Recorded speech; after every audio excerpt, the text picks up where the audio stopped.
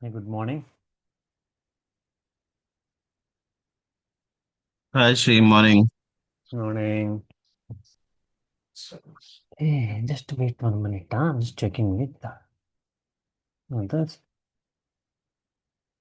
Good morning, Swiftly. Hey, Suresh Suresh. here. Hey, Suresh. How are you? Good, good. I saw your message. We'll see that. Yes, yeah, okay, sure. Thank you. Yeah. Yeah, no problem. Yeah. Okay, we discussed about the dictionaries and sets. I hope you got a chance to look into that. Hope you got an idea on when to use which data structure. Correct? Any questions on the previous class? Dilip and Suresh? Yes, Shri. Not, not from my side. Yeah. Okay. Okay, you got a chance to practice? I didn't get a chance. I just, yeah, busy with my own work, but yeah, I'll do this weekend at least. Yeah. Please, yeah, please. If you get any doubts, But yeah. But okay, I'm aware of this small stuff, yeah, in Python. okay, But yeah, we can okay, move forward. I can quickly grab it. Yeah. no problem. Yeah. Yeah. If you have any doubts, you can ask. Even it is basic. That's what Yeah. I'm saying. Sure. Yeah. Yeah. Yeah. So maybe we'll start because maybe others will join. So Sure. let us move to the next topic, like where I want to speed up with the control structures and loops and functions today, where I want to go and discuss about. Let me share my screen.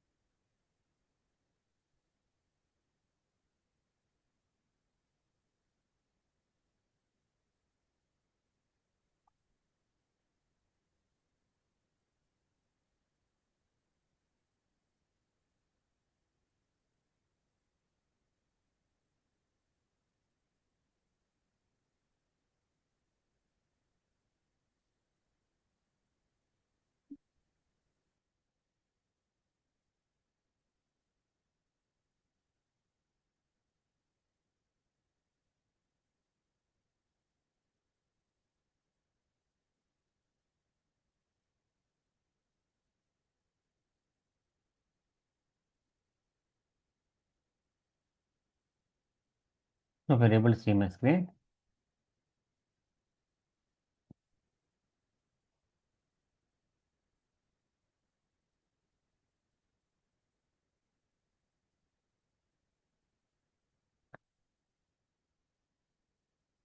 So majorly to go to the current examples which we saw, that is basically a sequential control structure. So where we saw like the line by line code and we executed that, and sequentially we were able to run the code. Sometimes there will be scenarios where you will go with a conditional control, decision control. Only based on some certain condition you go and run your code.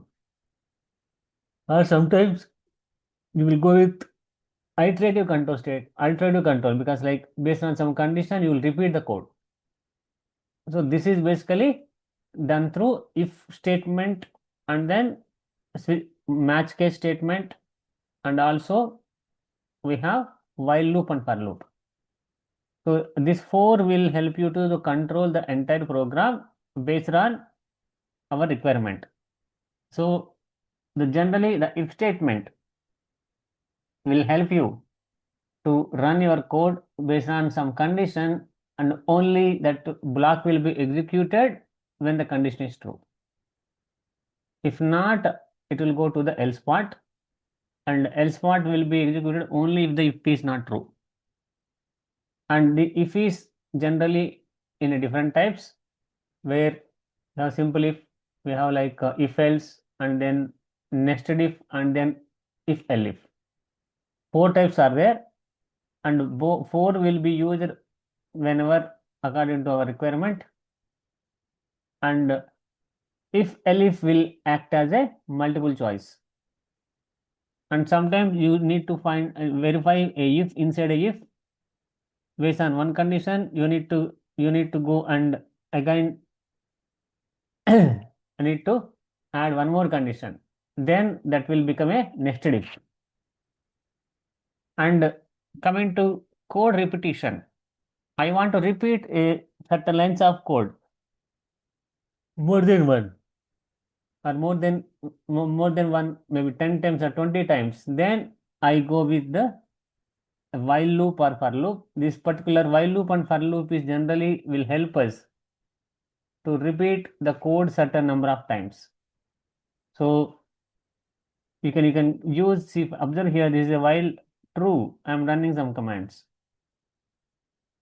And a break statement in the loops will allow you to stop the loop if I don't want to continue. And we have one more statement called like continue also. This continue is going to help you to skip some lines of code and send the control back to the condition where you see here. This is the condition. So the continue will skip this particular line and it will go and it will ignore this and it will go back to the condition. In some scenarios, you need to continue your flow without running the next lines of code. Directly jump into the like a condition, loop condition. So here break and continue majorly will be helpful in loops to either stop the loop or continue the loop. And for loop is similar to while loop, where it will eliminate where while loop is using like initializing the value and then condition checking and then incrementing. These kind of operations will be generally done by a while loop, where we add the code for all this in while loop, but this can be eliminated by using a for loop. So while loop will basically run on Boolean condition and it will iterate through the code, but whereas for loop does not rely on that, it is basically will iterate through a range function. For like value in a range of like a certain value, then I'll do some action. So I do not need to like go and use any condition here, and condition checking, everything will be done by for loop automatically. The incrementing value also done automatically. So the for loop is basically will depend on the range function, and range function will allow us to repeat that code and condition and then increment everything. So let us try to see some examples, then you will understand better. And let me try to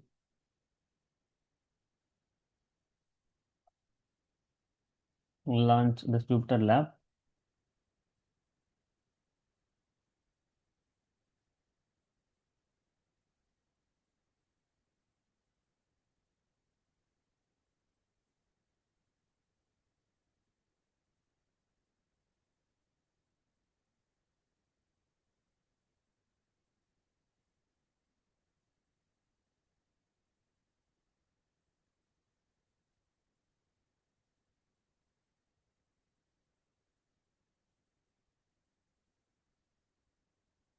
Okay.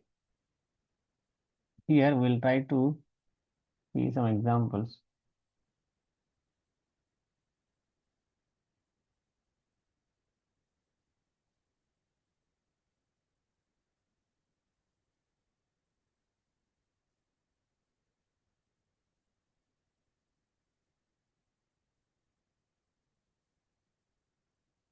So this is a simple if, whatever you see, this is a simple if. We are just verifying the condition, and if the condition is true, it will execute. If not, it will not execute. So since 4 greater than 5 is false, this line will never, it will be executed. So this is going to verify the condition, but however, since condition is false, nothing will be done. But sometimes you need to do some alternative. Then I go with the else part here. If really my number is greater than 5, it will display. If not, it will move control to the else part, and then it will display.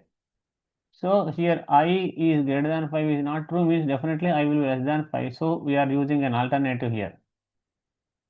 This alternative else part is executing, and then it is displaying I is less than 5, which is correct. So this is basically a if else, and this is a simple if.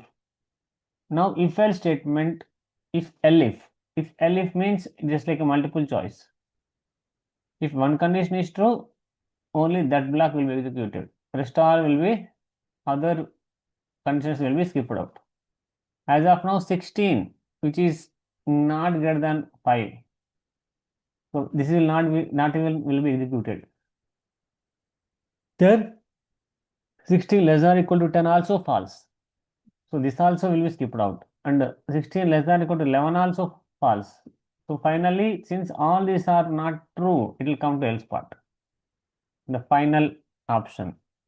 So final option is to use the else part to run your code without interrupting the program. So that's why it is showing as I is other. So my I value is maybe 6 here. Then what happens? It will verify the first will be false, but this will be true. So it should display me I less than 10 now, because 6 less than or equal to 10 is true. So since this block is executed, other blocks will be ignored. So this is basically if elif, like a multiple choice. And nested if is basically a if in a if. So here I am verifying the student marks, which is I am taking as an input, and that I am verifying with 90. If my student marks are greater than or equal to 90, it will come here and it will say grade equal to A.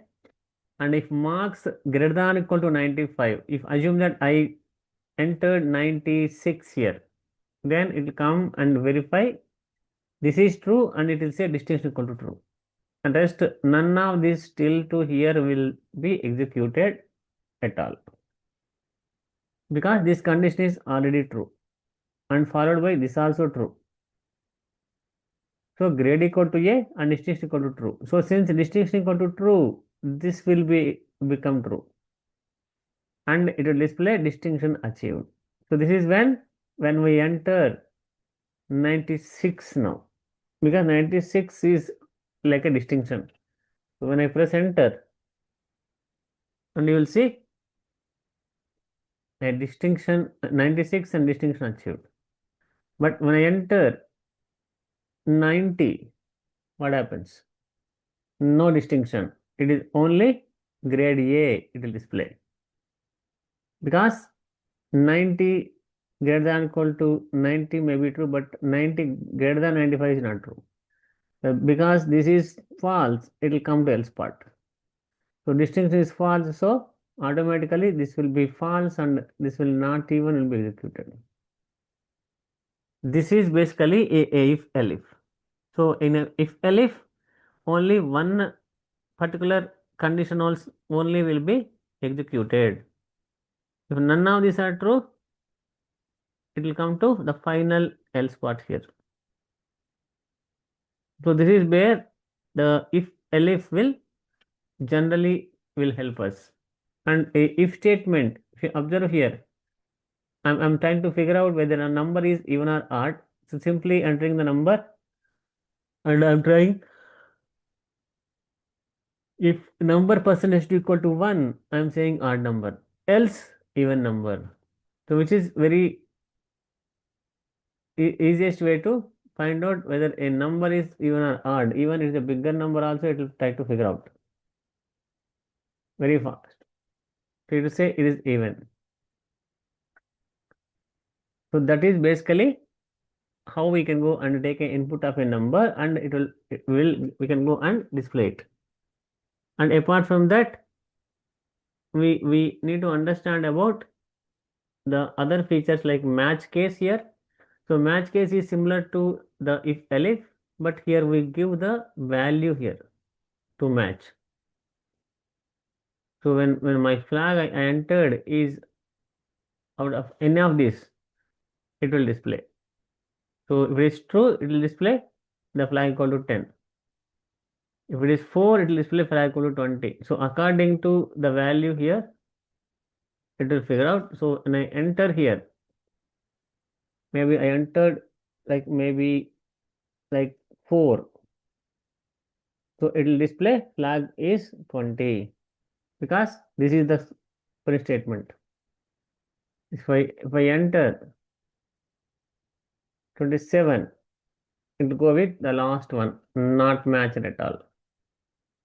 Because none of these are matching, 1, 2, 3, 4 matching with 27. So it will go to this particular last default one and it will display. So that's about the if, elif and if else match. And now let us move to the loops part. So if you observe here, to display 1 to 10 numbers, I'm just, if I don't know the loops, I need to run the code like this. First, x equal to 1, display x, and increment x by 1, then x will become 2, display that, and then again increment x will become 3, display that. So like that, we can go and write these many statements of lines of code for 10 numbers to be displayed.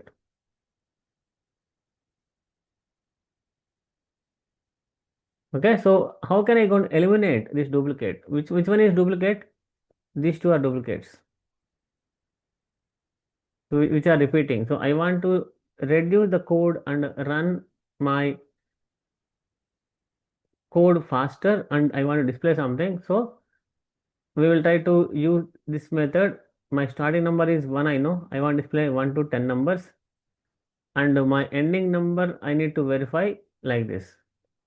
So if x less than or equal to 10, so I'm going to print x, and then I'll increment by 1.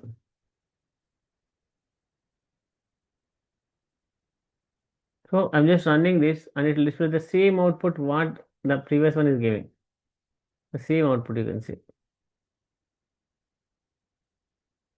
So the while loop is basically will help us in repeating the code by initializing the value, verifying the condition, and incrementing the value and display whatever we want.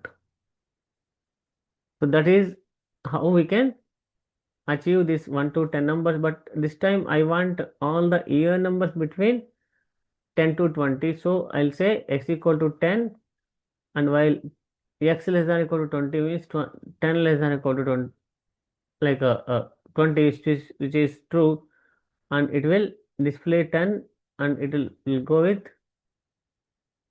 the increment value, and finally you will end up with these values.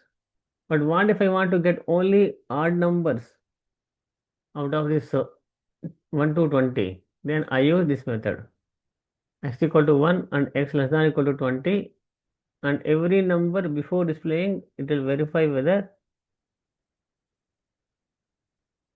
like even or odd. So here we are trying with x% equal to 1, and we are trying to display 1 to 20 numbers, but all even numbers only, sorry, only odd numbers only. You can see here.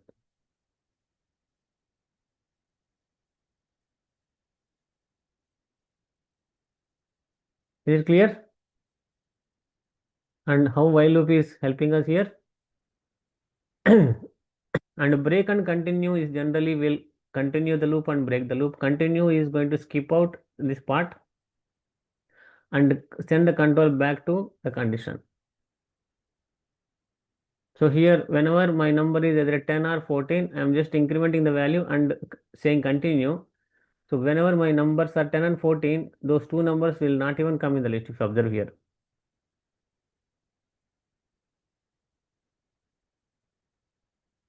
So similar to that, break is going to help us to break the loop. It will stop the entire loop.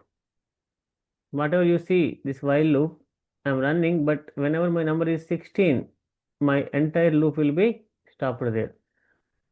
So it is stopped at 14 itself because 14 is the previous number of 16, which is a even number.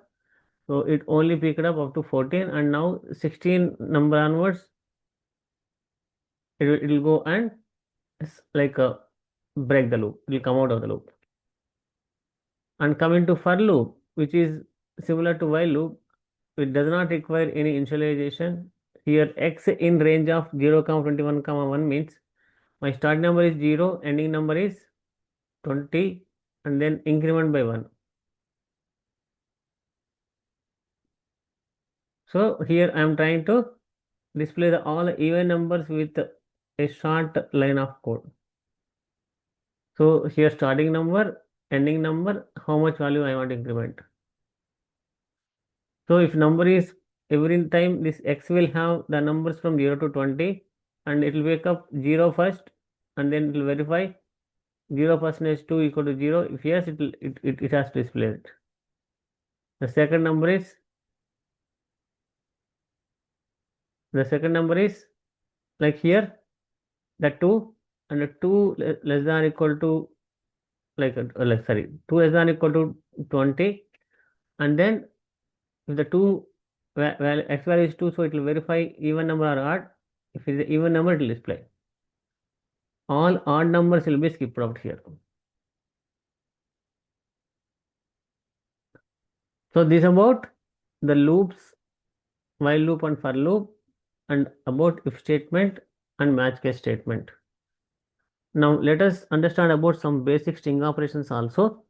So assume I have an employee named Paul, and I'm simply displaying that, and this is generally which we saw in the previous examples. And this emp name, I want to convert the entire name to uppercase, so I apply a upper function on top of that.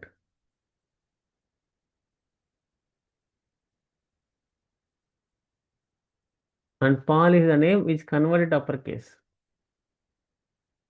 So I can write my own function also. To define a function in Python, we need to use a def keyword and the function name, and in open curly parentheses, I'll pass the arguments, and I'll try to display the power of that number I am passing. So this is going to run the same code, but we are using that as a fundamental like uppercase conversion. So to upper of Kim, it will convert like this. Kim has been like returned by in uppercase. And power of 2 comma 4, this is going to give us like more like customized one. So power of a number means square, or I will not clearly mention. It can be square, or it can be cube, whatever it is. So we need to define that like this. So these are called as default arguments, n equal to 4 and p equal to 3. If I don't pass any value, simply call without parameters, it will try to figure out the default values. So it should go and create, and I'm just only passing p equal to 2 means this will replace as p equal to 2, but this will be still n equal to 4. So it will try to give me 4 square, which is 16. Or if I say p equal to 3 or 3 only present, so now it will go and change because my number is 4, but it will go with 64 now.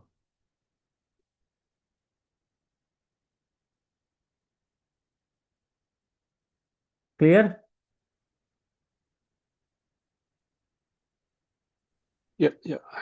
Yeah, and apart from this, we also need to understand like how we can like verify this even number and odd number, which we define a function here. The number we will pass here, and that number we are verifying, and we are doing the same option here. We are returning instead of displaying, but here we are displaying. So we are simply returning this. A return is a function to return some value from the function to the calling area. Now if I say even odd of 2, 2, 2, 3, 3, 4, it will pass the 2, 3, 3, 4 and place here. and 2, 3, 3, 4 percentage 2 equal to 0, which is true, it will return even. So that's why we got even faster here.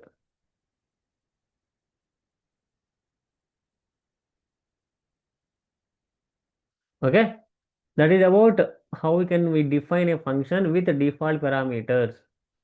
And power of a number 5 and power is 2. I want to calculate a 5 square if I didn't pass any values. As of now, my function is defined and I am simply passing number equal to 6 and p equal to 3. It will find out the power of the number, and which is I am using my own function. If I don't pass anything, what happens for this? My output. If I pass like this,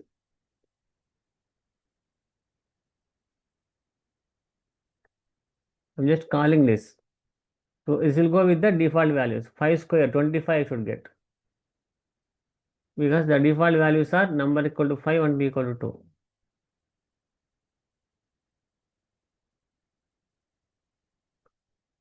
Hope that is clear, both of you. So these are all the functions which you can define using the df keyword.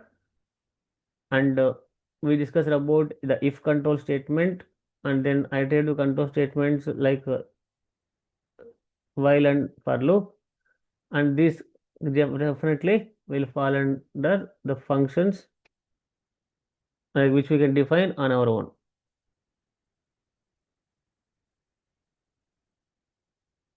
So these are some of the common techniques where we use in every programming language, including Python.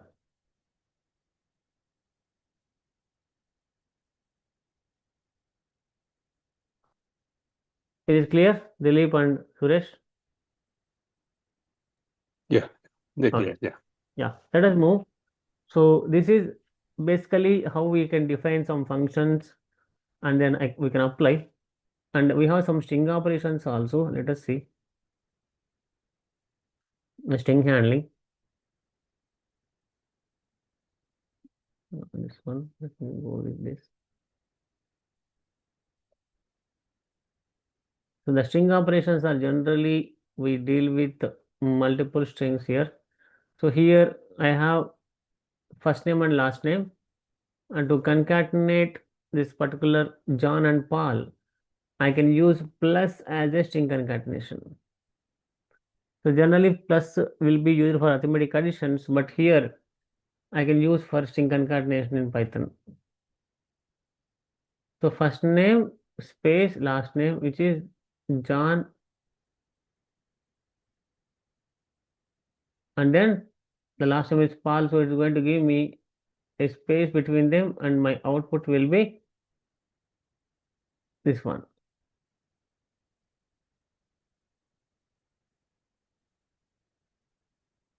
So apart from this, converting the full name has been created, but I can convert that into lowercase, uppercase also. So lowercase, uppercase means here. So I can say upper here, and it will convert the entire name to uppercase here. So John Paul. So that is how you can go and leverage. And let us try to see some functions like this is my name here, some sentence, welcome to Harikumar, and test.upper is going to convert the entire sentence to uppercase, and lower function will convert into lowercase. And coming to this particular sentence, it is a combination of mixed case here, uppercase, lowercase combination, but I want to convert the first letter of this particular sentence to uppercase, not everything. Then I use the capitalize function. So demo, I'm just storing here, and if I go back and display a demo, and the demo dot upper is giving me in uppercase, and the demo dot lower is it convert the entire string to lowercase, and then capitalize is going to basically convert the first letter of this sentence to uppercase. And we also have title, which will convert every letter of the first word of the sentence to uppercase.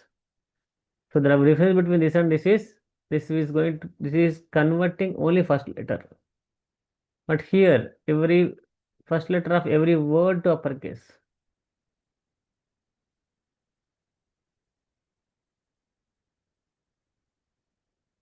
Okay, and that is how you can apply the basic string operations and string functions. We have a list of functions I'll share you, which you can look into them. And apart from this, we can do some slicing on this. Demo is this one. I can apply some slicing also. So demo of 6 will give me what is the sixth position value? Nothing but E. And demo colon 11 is going to give me, I am using a slicing here. What you see here, we are trying to extract from 0 to 10th position here because we gave 11 here. And 7 colon is giving me starting from 7th position to till the end.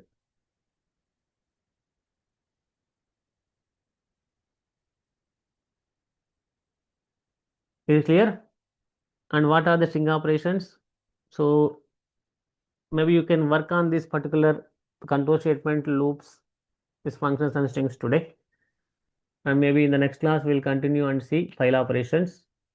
And then we also will see some part of pandas, data frames, and move to Snowpark.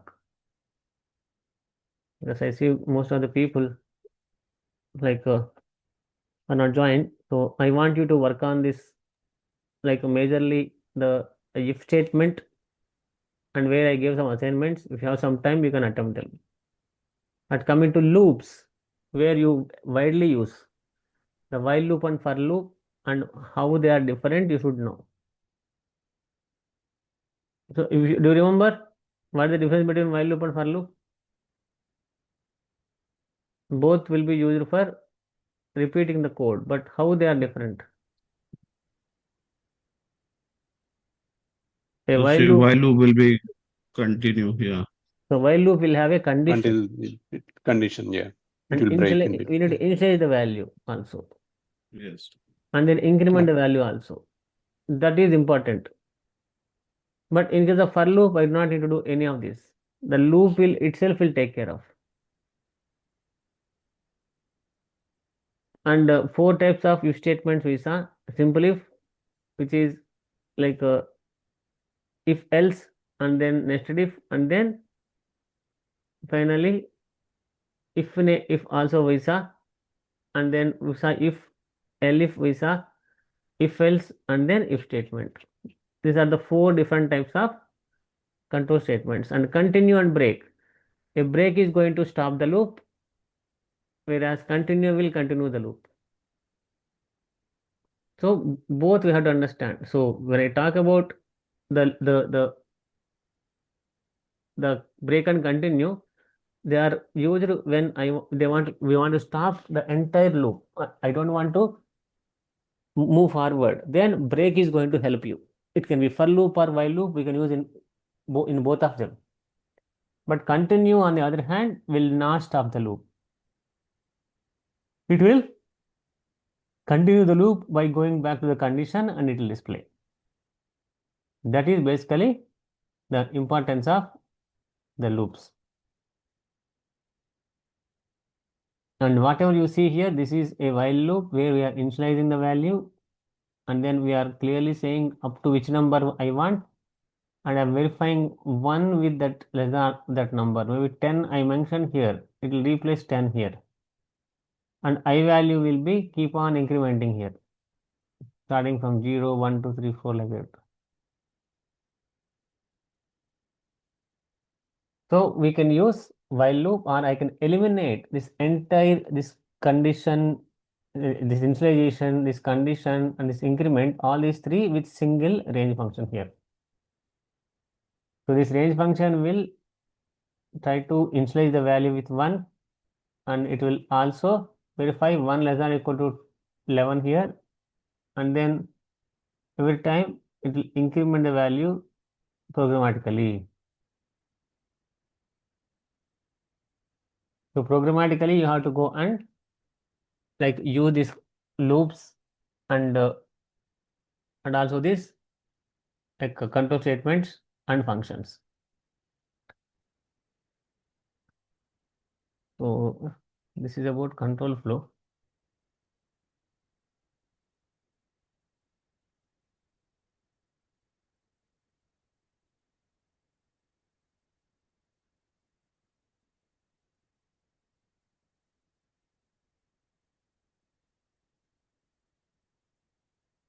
So apart from this, we need to understand about the file operation which I was talking about. And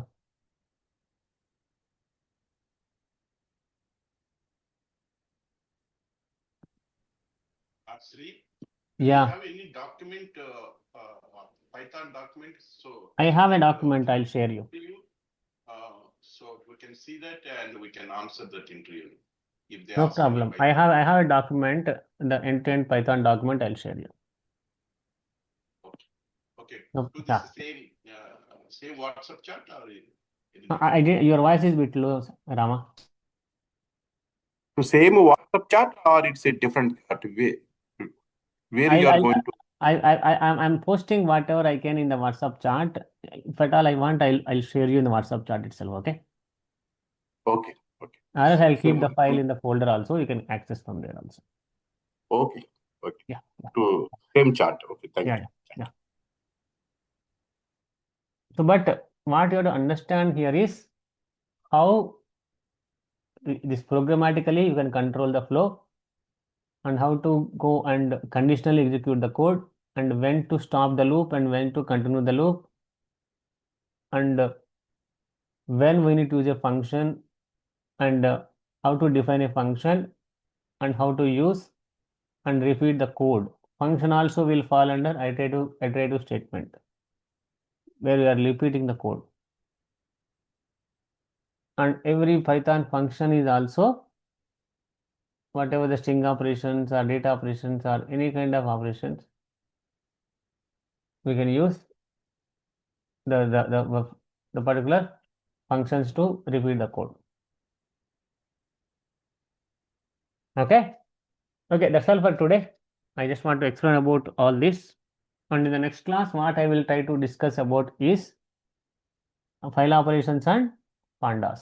So the pandas is one of the very popular data pre-processing library, and when you are dealing with these data frames, we try to create a pandas data frame and sometimes you convert into Snowpark data frame also. So how to go and convert pandas to Snowpark and vice versa, and after our job is done. So we will try to see that in the next class.